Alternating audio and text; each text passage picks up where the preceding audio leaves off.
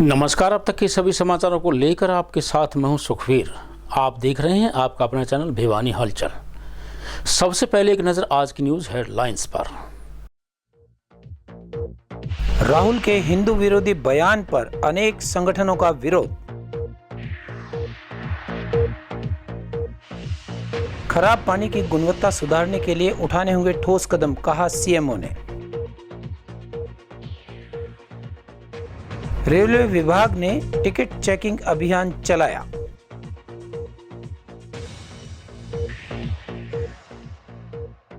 अठारह वर्ष की आयु पूरी करने वाले युवा बनवा सकते हैं अब अपना वोट।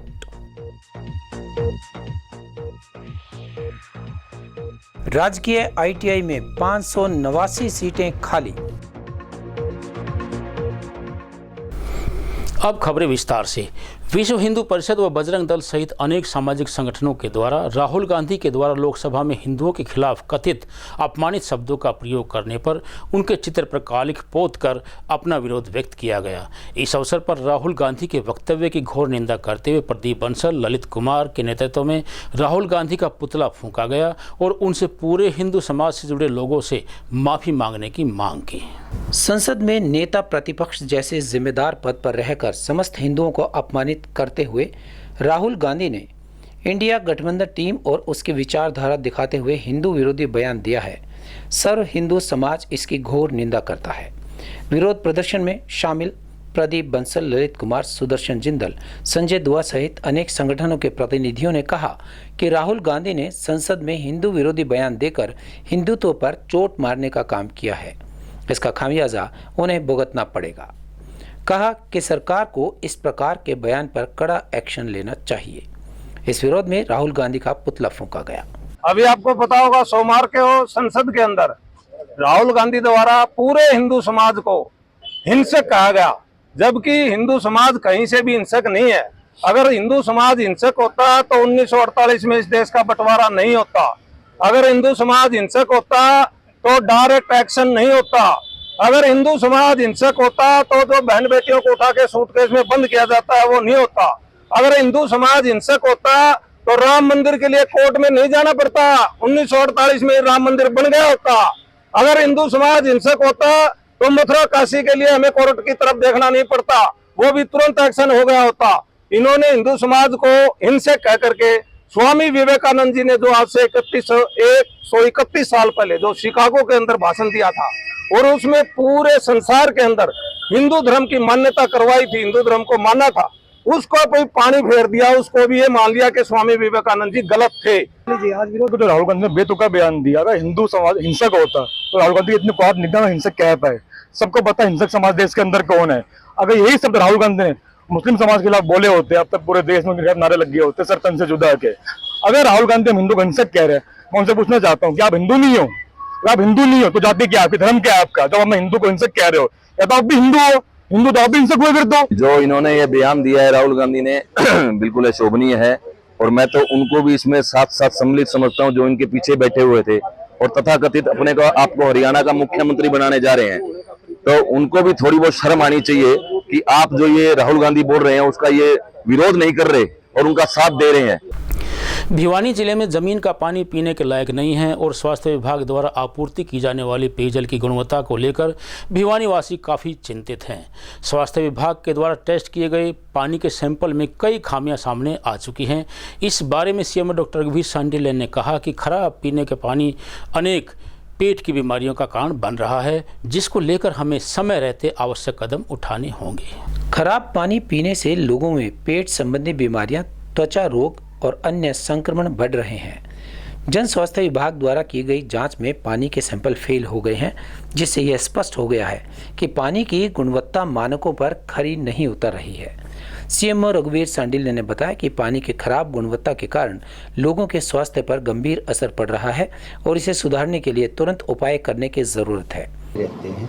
अगर हम डाटा की बात करें 2022 में हमने 33,963 का सैंपल लिया, जिसमें 9,780 फेल आए और 2023 में हमने सैंपल लिए 72,349 इसमें से 12,356 फेल आए।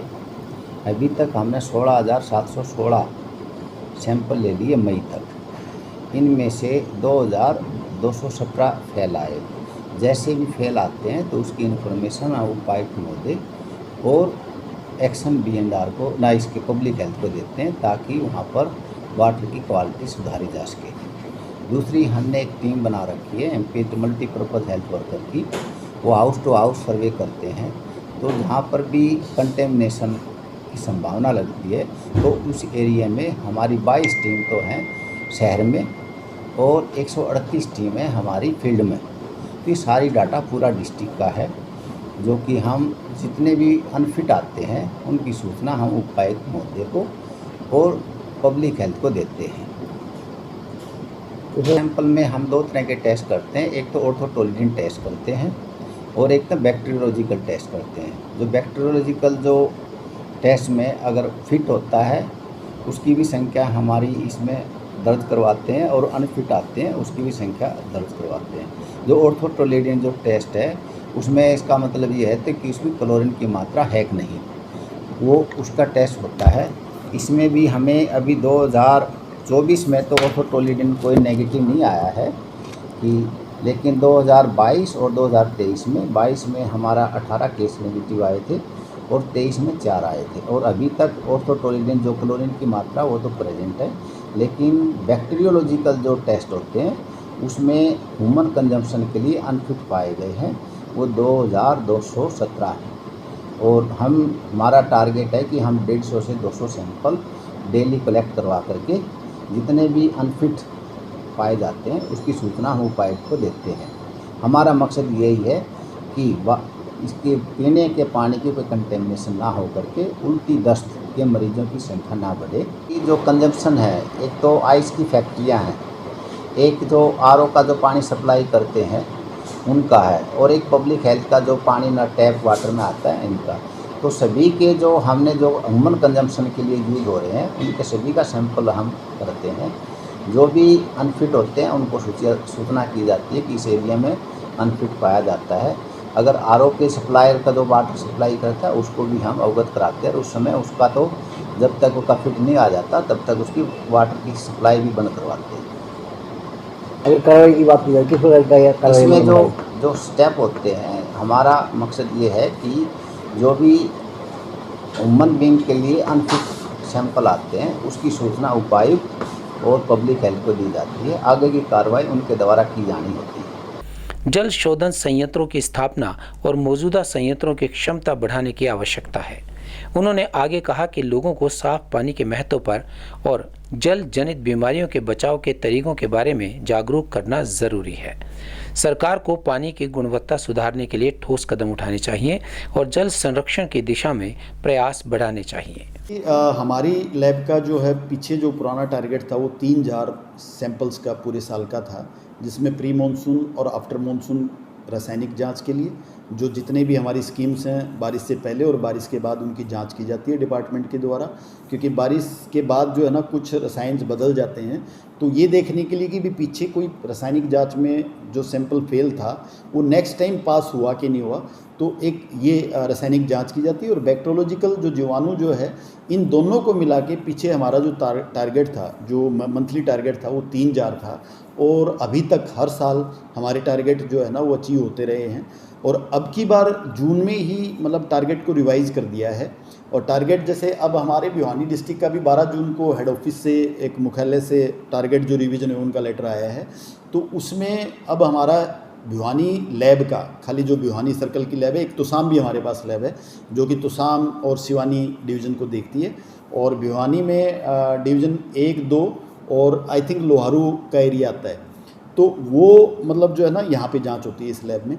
तो जो आप कह रहे थे कि भी टारगेट क्या है, तो अब 5,500 के करीब भिवानी का हो गया और 6,000 के करीब तुसाम का हो गया। तो अब जैसे जून से ये आया है तो हमारी कोशिश है कि सैंपल पूरे आएँ। अभी थोड़ा सा कम आ रहा है सैम्पलिंग, और जो कि मैं आपके माध्यम से कहना भी चाहूँगा कि डिपार्टमेंट सैम्पलिंग प्रोसेस बढ़ाए ताकि हर घर में स्वच्छ जल मिल सके। एक जांच में मुख्यतः जो उन्होंने हमारे पास सैंपल भेजे हैं पीछे हमारे मेरे ख्याल में 30-35 जगह ऐसी थी, ट्यूबवेल्स ऐसे थे जिनका केमिकल जांच में सैंपल फेल हुआ था और जिनको अब बंद भी कर दिया गया है। उनकी जगह कई दूसरी जगह उन्होंने ट्यूबवेल इंस्टॉल किए हैं और या दूसरे माध्यम यूज़ किए हैं जिससे स्वजल पहुँचा सकें। और जीवाणु में ऐसा होता है कि जीवाणु में भी हमारे पास तकरीबन मतलब 20% के करीब सैंपल फेल हुए हैं। आप क्या पूछना चाह रहे थे? जैसे मानक है हमारे सैनिक जांच में, जैसे मान लो हम TDS टोटल डिजोल्व सॉलिड बोलते हैं उसको, टोटल पानी के अंदर मतलब कितना मिनरल्स मिला होता है, उसका जो BIS 10-500 की गाइडलाइंस हैं तो वो 500 से एक्सेप्टेबल जो हमारा 500 होना चाहिए मिलीग्राम, और जो लास्ट है वो 2000 मिलीग्राम तक है। और 2000 इसलिए किया हुआ है कि बहुत सारे एरिया में नहरी पानी उपलब्ध ना होने की वजह से जैसे ट्यूबवेल से देते हैं तो कम से कम 2000 की रेंज का भी पानी अगर कंज्यूमर को मिल जाता तो उसकी जान बच सकती है। उसमें समय समय पर हम लोग पानी की जांच करते रहते हैं, तो उसमें कई सैंपल जो हैं फेल होने का कारण आप पूछ रहे हैं, तो उसमें कई कारण हो सकते हैं कि जैसे सैंपल लेने वाले के हाथ साफ ना हो, या फिर जैसे बरसात का टाइम चला हुआ है अभी, तो बरसात के कारण भी थोड़ा मिट्टी पानी के अंदर आ जाती है। कई बार फिल्टर मीडिया भी ठीक से काम नहीं कर रहे होते, तो ये चीज़ें हैं कि उसमें फिर सैंपल फेल आ सकता है। पर जिसका भी सैंपल फेल आता है उसमें हम लोग उसकी दोबारा सैंपलिंग करवाते हैं। तो दोबारा जब सैंपलिंग कराते हैं तो इन चीज़ों का ध्यान रखते हैं कि भाई वो दस्ताने पहन के आप सैंपलिंग करें। बरसात उस दिन या उससे एक दिन पहले या एक दिन बाद ना आई हो, तो ये चीज़ें हम लोग उसमें देखते हैं। अदरवाइज़ तो कोशिश यही रहती है कि स्वस्थ पानी जो है लोगों के घर तक पहुँचे। बिना टिकट रेल में यात्रा करने वाले यात्रियों पर शिकंजा कसने के लिए रेलवे विभाग द्वारा चलाए जा रहे टिकट चेकिंग अभियान की अवधि 13 जुलाई तक बढ़ा दी है। इस बारे में स्टेशन अधीक्षक कामिनी सिंह ने बताया कि टिकट चेकिंग टीम के लिए 6 कर्मचारियों की टीम लगी हुई है, जो बिना टिकट यात्रियों से तकरीबन 50,000 रुपये प्रतिदिन के हिसाब से जुर्माना राशि एकत्रित कर रही है। रेलवे टिकट चेकिंग अभियान के तहत रेलवे में सफ़र कर रहे बिना टिकट यात्री, अत्यधिक सामान व अनधिकृत यात्रियों की चेकिंग की जा रही है। इस बारे में भिवानी स्टेशन अधीक्षक कामिनी सिंह ने बताया कि भिवानी व हिसार से कुल 6 कर्मचारियों की टीम बनाई गई है, जो एक विशेष अभियान के तहत चेकिंग का कार्य कर रहे हैं। इस अभियान में बिना टिकट यात्री, अत्यधिक सामान व अनधिकृत यात्रियों की चेकिंग की जा रही है। बिना टिकट यात्रियों व नियमों का उल्लंघन करने वालों पर जुर्माना लगाया जा रहा है। इस अभियान में तकरीबन एक दिन में 50,000 की राशि एकत्रित की जा रही है। स्पेशल चेक अभियान, जो चेकिंग स्टाफ का जो स्पेशल चेक अभियान चल रहा है 29 तारीख तक था, ये 29/6। अब ये 15 दिन के लिए बढ़ा दिया गया है, तकरीबन 10 तारीख के आसपास।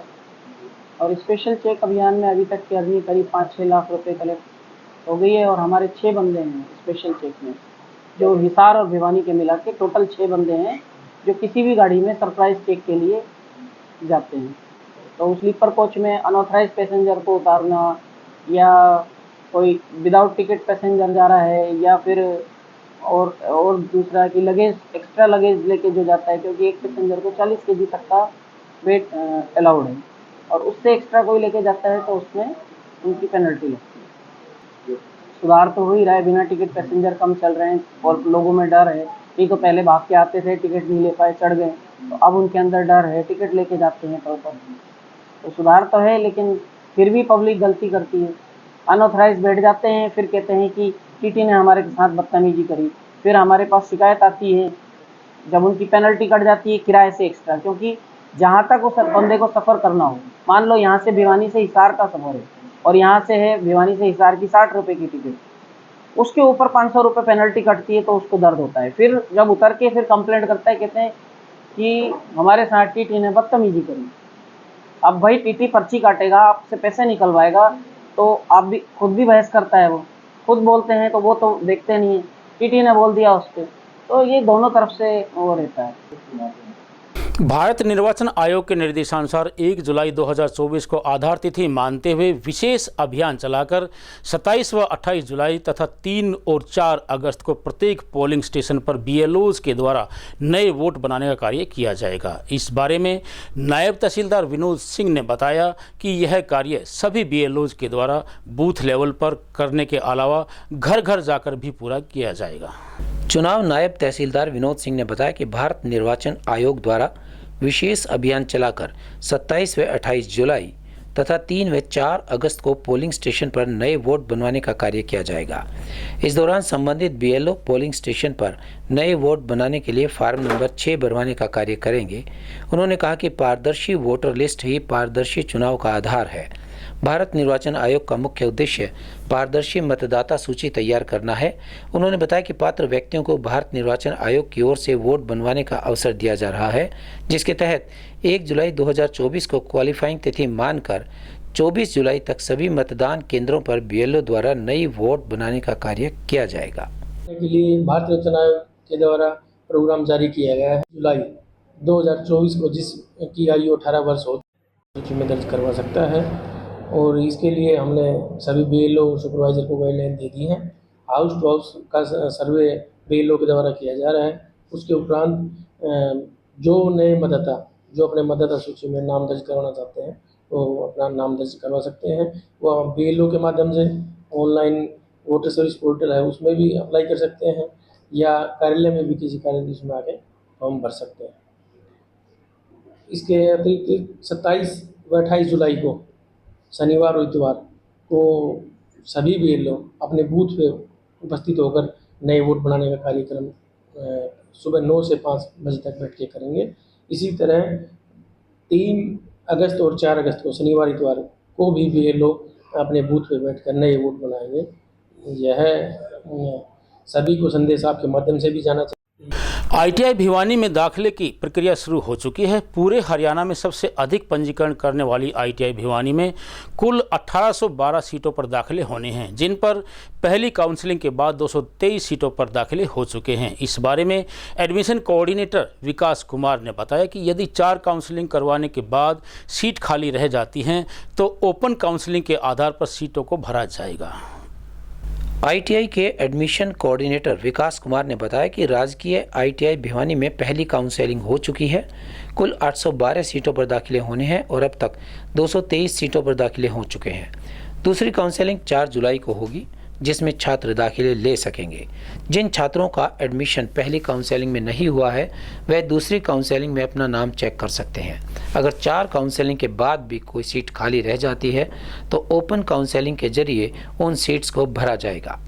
उन्होंने यह भी बताया कि ITI में महिलाओं के लिए सीटों में आरक्षण की व्यवस्था है। मेरा नाम विकास है और मैं भिवानी गवर्नमेंट ITI में वर्ग निदेशक के पद पर हूँ और एडमिशन कोऑर्डिनेटर भी हूँ।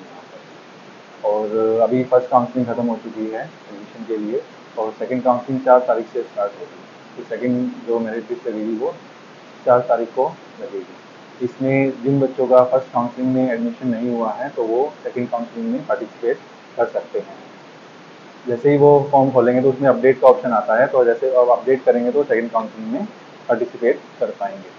और अब तक हमारे यहाँ पर 224 एडमिशन हो चुके हैं और टोटल सीट 812 हैं सर।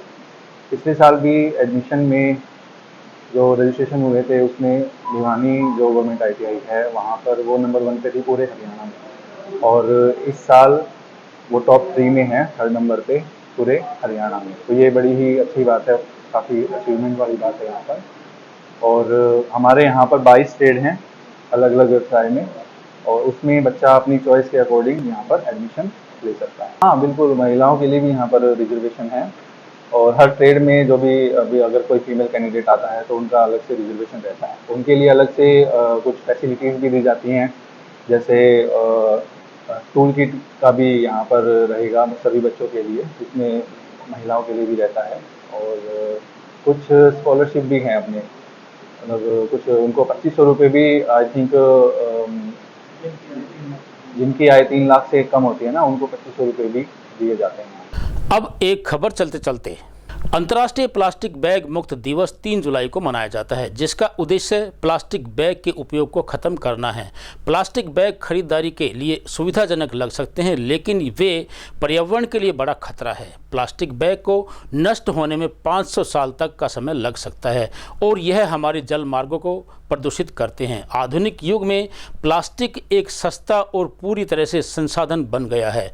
निर्माण से लेकर प्रतिबंध तक प्लास्टिक बैग के इतिहास ने दुनिया को प्रभावित किया है। 1933 में सबसे अधिक इस्तेमाल किया जाने वाला प्लास्टिक पॉलीथीन इंग्लैंड के नॉर्थविज में एक रासायनिक संयंत्र में दुर्घटनावश बनाया गया था। इसका इस्तेमाल शुरू में द्वितीय विश्व युद्ध के दौरान ब्रिटिश सेना द्वारा गुप्त रूप से किया गया था। 1965 तक स्वीडिश कंपनी सेलोप्लास्ट ने एक टुकड़ा पॉली इथिलीन शॉपिंग बैग का पेटेंट करा लिया था। डिजाइन किए गए प्लास्टिक बैग ने यूरोप में कपड़े और प्लास्टिक की जगह लेना शुरू कर दिया। यूरोप में बैग बाजार के 80% हिस्से पर नियंत्रण करने के बाद प्लास्टिक बैग विदेशों में चले और 1979 में संयुक्त राज्य अमेरिका में व्यापक रूप से पेश किए गए। प्लास्टिक कंपनियों ने अपने उत्पाद को कागज़ और पुनः प्रयोज्य बैग से बेहतर बताकर आक्रामक तरीके से बाजार में उतारना शुरू कर दिया।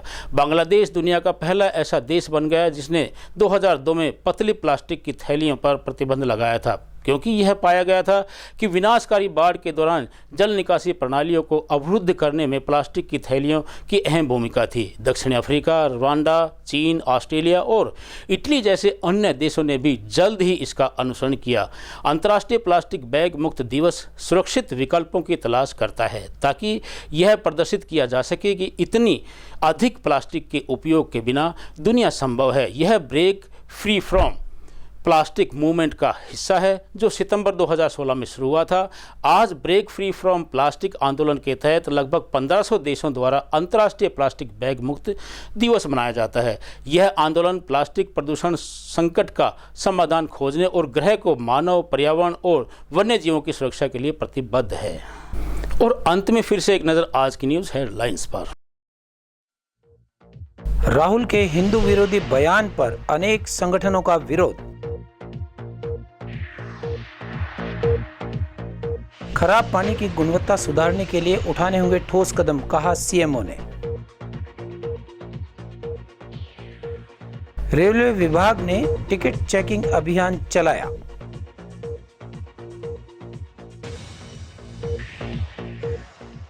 अठारह वर्ष की आयु पूरी करने वाले युवा बनवा सकते हैं अब अपना वोट। राजकीय आईटीआई में 589 सीटें खाली। अब मुझे दीजिए इजाजत। देखते रहिए आपका अपना चैनल भिवानी हलचल।